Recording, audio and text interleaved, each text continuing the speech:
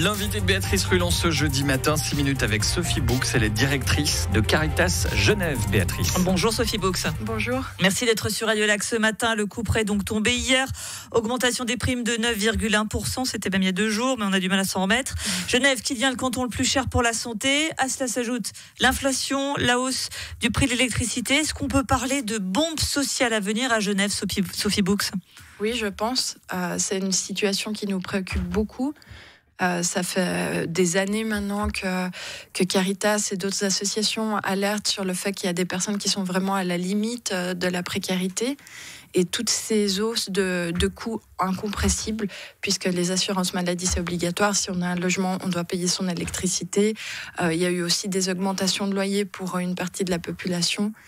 C'est très préoccupant. Vous expliquez qu'il y a une marge de la population qui était près de la précarité, c'est-à-dire qu'il y a des personnes qui vont basculer avec cette hausse-là des primes maladie. Oui, c'est ce qui nous préoccupe beaucoup. On le dit depuis le début de l'année. L'Office fédéral des statistiques a publié un chiffre. 20% de la population en Suisse a pas 2000 francs de côté pour faire face à une facture imprévue. C'est beaucoup, 20% de la population. Ça veut dire que c'est des gens qui ont des budgets extrêmement serrés. Et puis là, par exemple, on a vu que la moyenne à Genève d'augmentation des primes, ce serait, par exemple, pour des enfants, environ 10 francs par enfant. Pour certaines personnes qui n'ont pas 50 francs de marge sur leur budget, ça va faire un énorme choc. Avec donc une fréquentation qui va augmenter dans vos centres et qui a déjà augmenté d'ailleurs. Oui, alors c'est pas seulement le cas de Caritas. Toutes les associations qui travaillent avec des personnes en situation de précarité sont complètement sous l'eau. On a tous utilisé beaucoup de nos fonds pour subvenir à des besoins urgents ou alors payer des frais médicaux.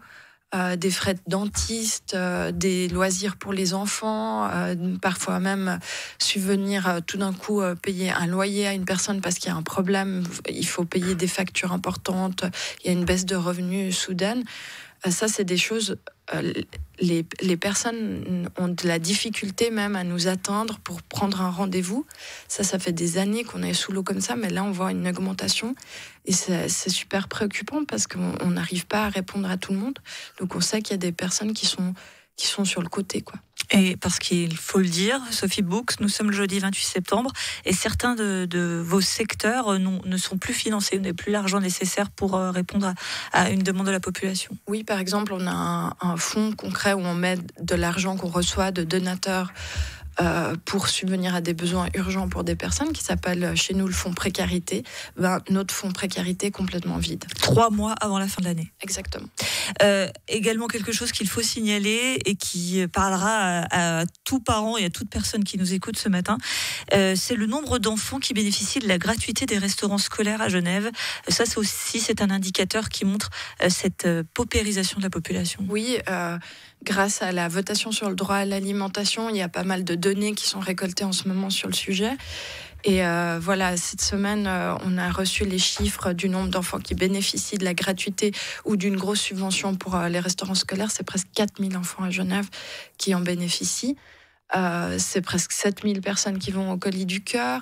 Cette année, avec le vestiaire social qu'on co-gère avec la Croix-Rouge et le CSP, c'est presque 12. On pense qu'on va atteindre 12 000 distributions.